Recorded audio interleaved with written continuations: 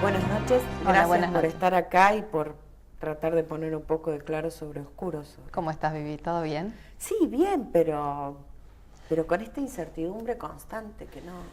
Mira, la verdad que un poco respondiendo a tu editorial sobre el tema del plan económico, te voy a tirar como 3 puntos haciendo un análisis a 2 meses de la firma del acuerdo con el Fondo Monetario Internacional.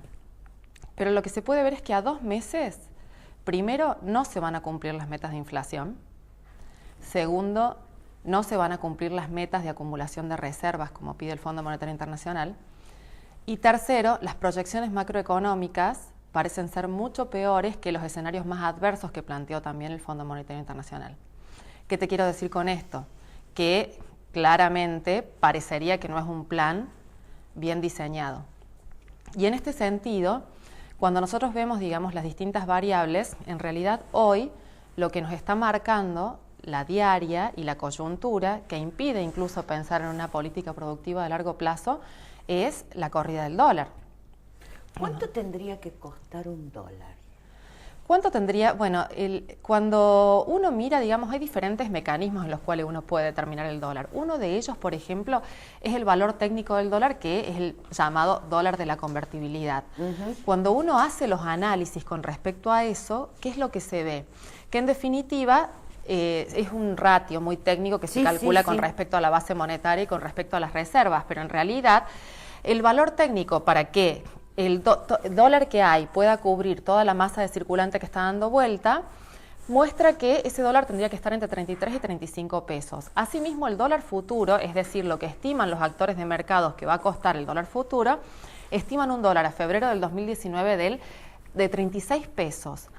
A todo esto, digamos, todos están viendo y con una vulnerabilidad tremenda, ¿no? Sí. Porque en realidad desde que empezó la corrida cambiaria en abril, ya hemos pasado por 2 y el 9 de agosto empezó una tercera, en donde realmente cada vez que se producen estas corridas, a nosotros en realidad les pega a las economías emergentes, pero a nosotros más, porque hay factores internos, hay factores externos que realmente están agobiando las economías emergentes, pero también hay factores internos.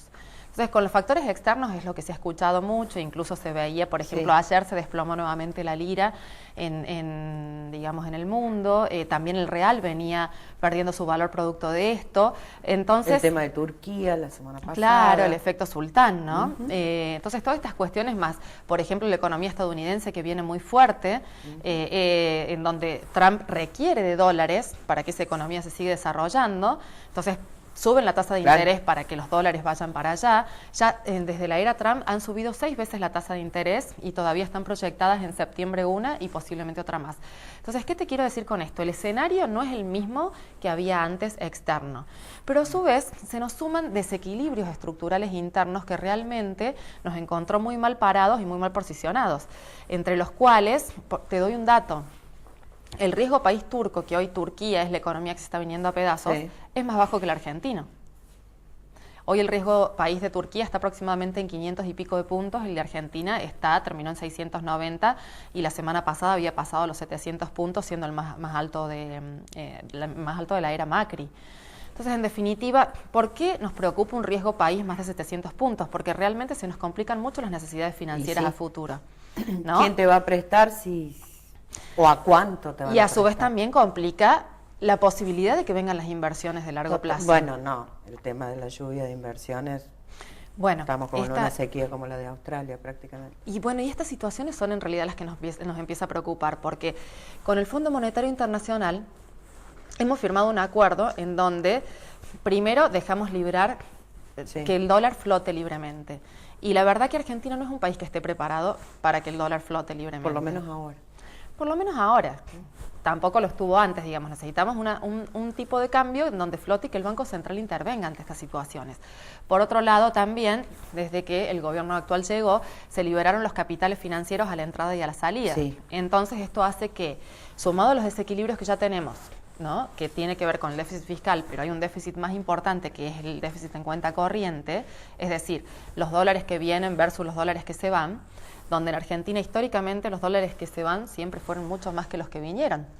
Entonces, en definitiva, esta situación hace que lo de afuera, cuando viene, nos pegue aún más. Todo esto hizo que Si hacemos un breve recuento, ¿no? Sí. Corrida cambiaria de abril, donde primero se fueron los inversores que dijeron no nos vamos a cobrar lo que prestamos, entonces nos vamos, cerraron el grifo. Tiene cierta lógica. Después se produjo un efecto contagio, después se produjo un efecto pánico, entonces esta corrida empezó a hacer que el dólar se fue Sturzenegger, vino una nueva conducción en el Banco Central, donde en realidad empezaron a poner un torniquete monetario. Se acordó con el Fondo Monetario Internacional. Con el Fondo Monetario Internacional acordaron ciertas cosas, libertad del tipo de cambio, reducción del déficit fiscal, es decir, que aquello que era gradual, entre comillas, hoy ya no puede ser más gradual. Sí, se terminó el gradualismo. Además, bueno, lo vemos, un fiel reflejo de eso es el precio de la nafta.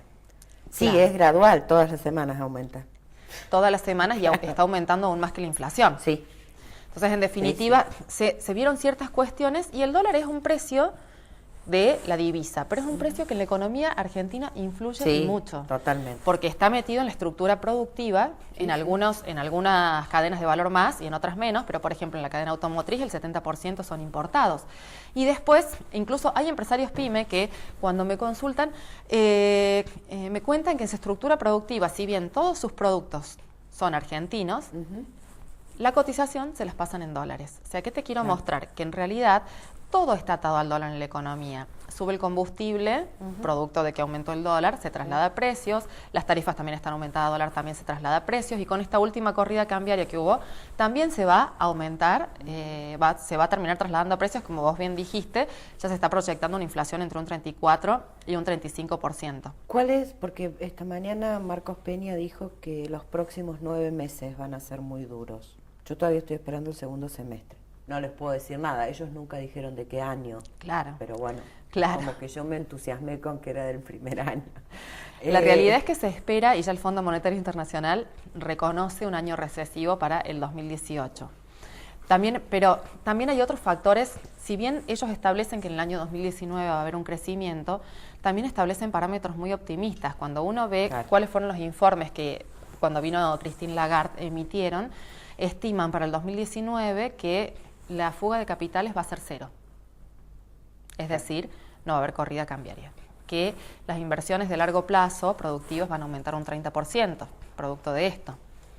Y que va a haber un gran aumento de las exportaciones. Entonces, todos estos parámetros van a hacer que la economía crezca. Ahora, cuando uno lo trata de analizar, vemos que sí, a la economía recesiva con corrida se sumó el efecto sequía, la devaluación del tipo de cambio, más el ajuste del gasto público. Todo esto impacta en la economía, enfriándola. Totalmente. Para el 2019 se espera que el gran motorizador sea el sector exportador. Pero ¿qué es lo que sucede? Depende mucho también de factores naturales, ¿no? Sí, o sea, uno no puede medir la sequía. Y el 70% de los motores de crecimiento económico es consumo interno.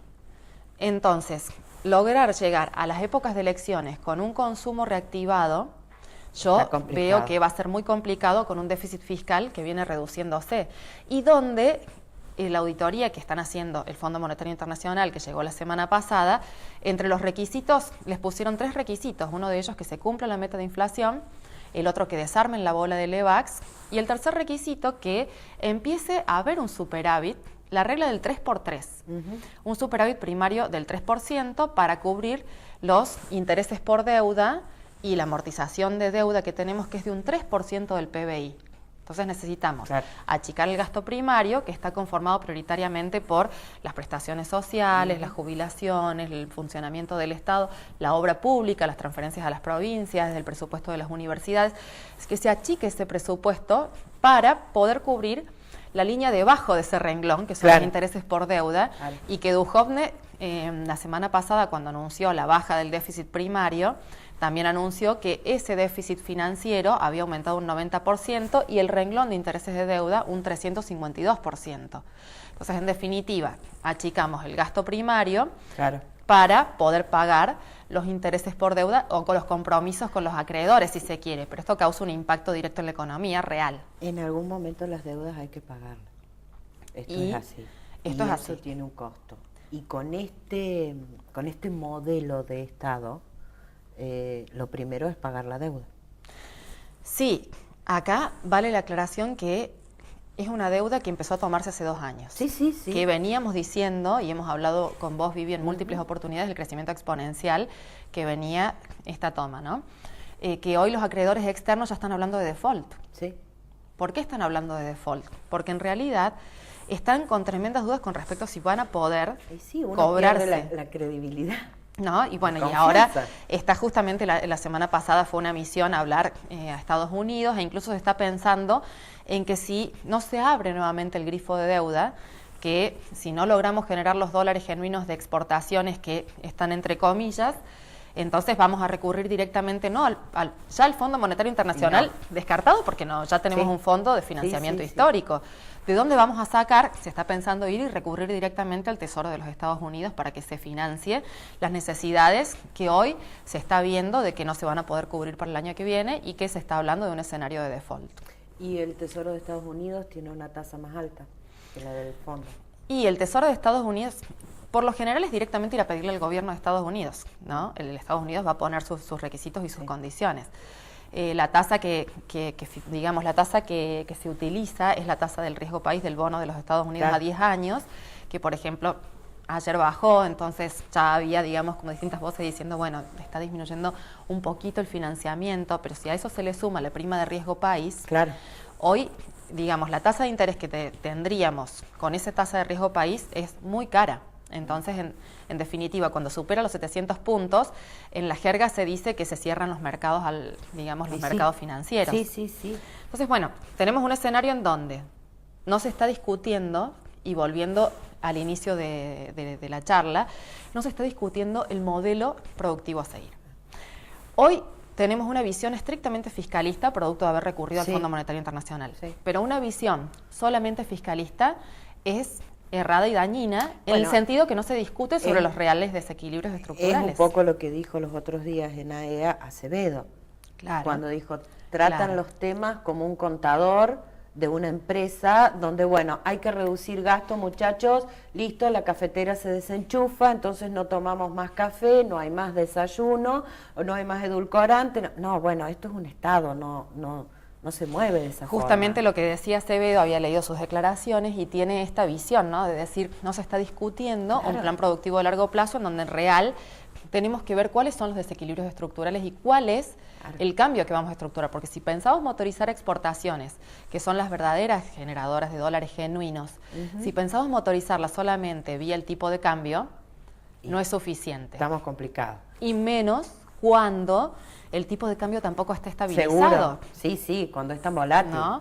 Y supongamos que somos un sector exportador también, ¿no? Y de repente tampoco podemos saber cuáles van a ser las condiciones cuando me bajan un 66% las retenciones a las exportaciones o cuando me reducen por 6 meses la baja a los productos derivados de la soja, que son productos que encima generan valor agregado y producen industrialización. O sea, son productos muy importantes en la economía. Y logran realmente fuentes de trabajo y movilizan toda la economía. Y movilizan la economía, el consumo, y son productos que se pueden exportar incluso con muchísimo más valor que por ahí simplemente el poroto de soja.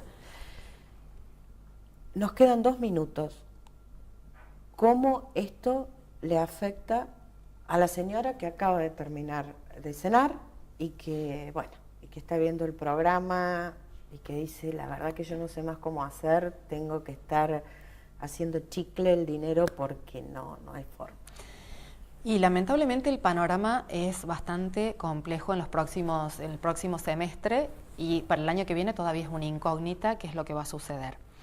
Tenemos un dólar que no se está pudiendo controlar, está subiendo, hay corridas cambiarias, ya hubo 3, es más, se está rezando para que no haya una cuarta corrida cambiaria en un escenario muy adverso y en el cual nosotros hoy somos una economía muy abierta al resto del mundo, con lo cual nos pega más fuerte todo esto.